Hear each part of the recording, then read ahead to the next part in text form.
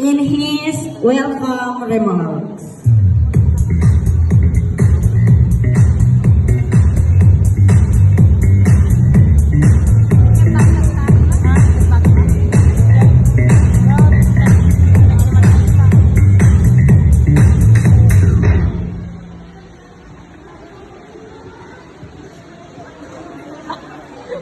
Speaker,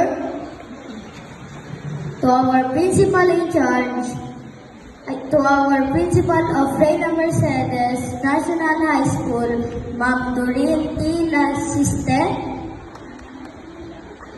to our school principal, Ma'am Regeline L. Domingo,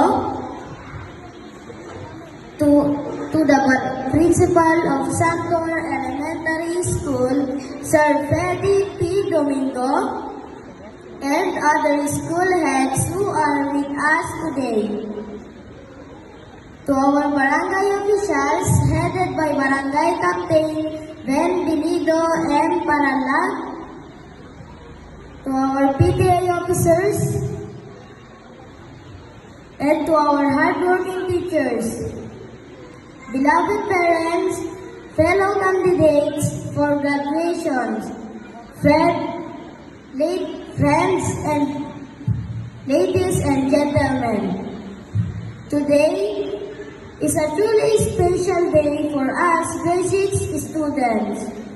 We started this journey as little kids, and now we are standing here together, ready for our next chapter.